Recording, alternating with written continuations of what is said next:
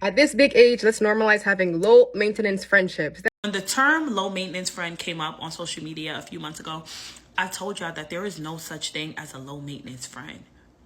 There is no such thing. And y'all looked at me like I was crazy. It does not exist. Hey guys, Susan here. Welcome to the channel. And today I'm going to be talking about why I think low maintenance relationships are fake. I really think you can be one of two types of low maintenance relationship friends. The first is that there's no longer a lot of communication, FaceTime, and because of several other reasons, right? You live in different time zones, you have easier schedules. So it's as long as you do not have enough time any longer to connect. Although you still find that many people in low maintenance relationships still have like pockets of time where they check in. So it's, for example, like once in 2 weeks, once in 3 weeks, once in 2 months, once in 6 months, right? People, based on where they are in life, based on what the friendship is like, they have time that they connect and check in and just see what's going on. If you have a low maintenance bestie, there's a chance that you don't pick their calls on time, they don't pick your calls on time, and you're not mad at each other, right? You don't respond to that text until 2 days later, and they are fine with it. Like as long as you guys are on the same page, right? You both understand each other, you guys are fine. Now, the other type of low maintenance friends, I believe, are people that just don't see the need to dedicate so much time. We are in a generation right now where like want things to be super low effort. Like you want to be more focused on yourself, your family, your goals, your dreams. And so that duty to your friends is no longer like priority. It's still there, but it's not priority. It's not top on your list. You are kind of the main character in your own story, and you do not give as much attention to your friendships.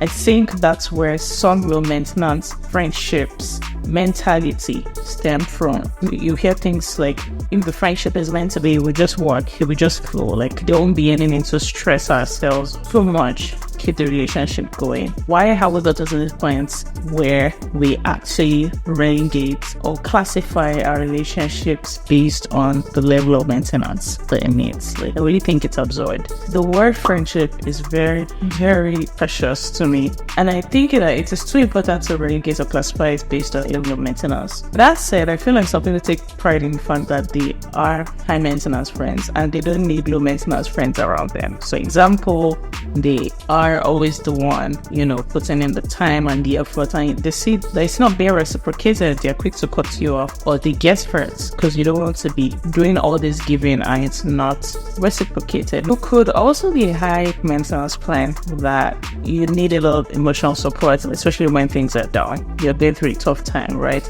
But sometimes such people end up getting hurt when, even though they have other high maintenance friends, the level of support that they receive from those friends is not sufficient for them, right? It's not what they need, so they end up getting hurt. Now, which one should you be? Really, what's the point of all this? Imagine if all your friends are low maintenance friends. You guys only check in once in 6 months. You really don't know the day-to-day of your lives. Like you have a general idea of where they are in life, but you don't know what's really going on.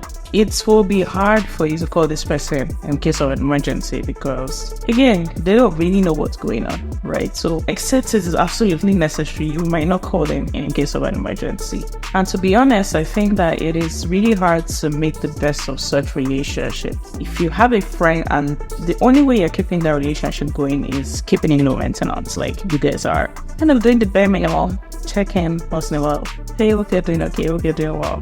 You can't get the best out of each other from that relationship. If there's no conscious effort to actually have purposeful and intentional communication, that friendship is just not going to grow. I would say it's just most likely either going to remain where it is or die off.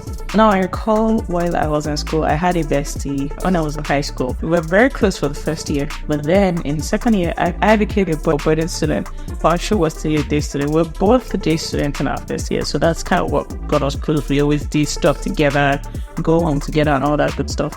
But in second year, our routines obviously had to change because I was now in boarding school. And even though we had to refer to ourselves as besties just because we became besties in the first year, it was just like we were besties on paper, right? because we didn't really know each other that way anymore. Because life happened, right? Things were just different. We just began to have different sets of friends. Because I was a boarding school, I had more of my friends were in boarding school. She had more day student friends. So it was just we're just not in that space where calling ourselves besties necessarily matched up to what our actual lives were or had become. And I think this is what happens in lots of people's cases, where people just say, oh, this person is my friend, and it's a low maintenance friendship.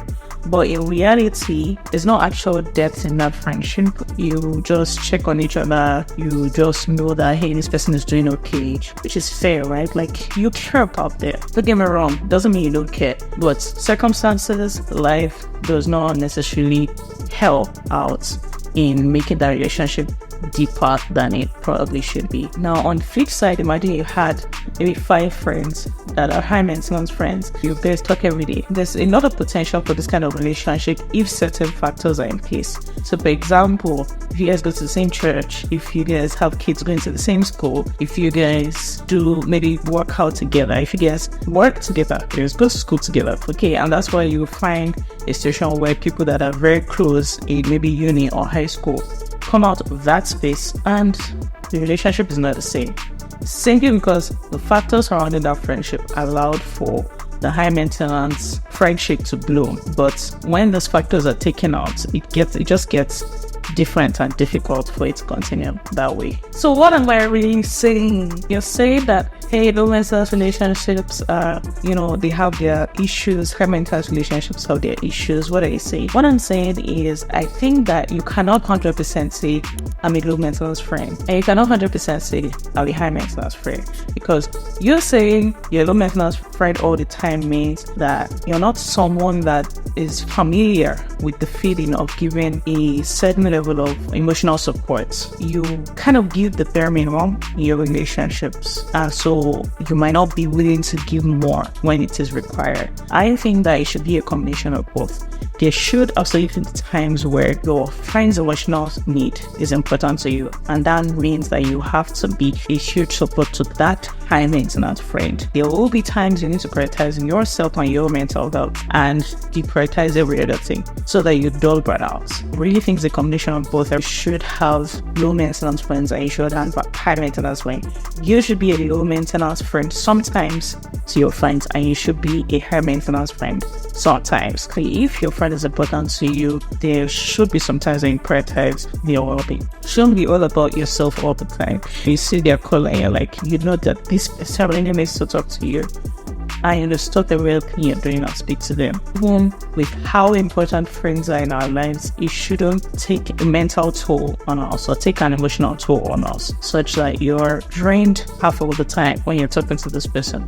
There's something the Bible says about friends. I'm going to read you Proverbs 27 verse 9. I think this is the TPT version, the Passion Translation. But it says, sweet friendships refresh the soul and awaken our hearts with joy. For good friends are like the anointing oil that yield the fragrance incense of God's presence. So basically, friendships are supposed to refresh you. They're not supposed to drain you all the time. That's why I think that there still has to be a balance between the kind of friendships you have. If you are the only person getting refreshed by your friendship, that's a problem, because there should be a mutual refreshing. When you're down, your friend should refresh you with their friendship. When your friend is down, you should refresh your plans, your friendship. So it should be a mutual thing going on. You share the burden of tough times together. I do enjoy the pleasure of good times together as well. And your thoughts in the comments. I really are interested to know what you think about low maintenance and high maintenance relationships. What kind of friend are you? Do you prefer low maintenance to high maintenance friendships? Thank you for watching this video. I hope you enjoyed it. I will see you in my next video. Bye.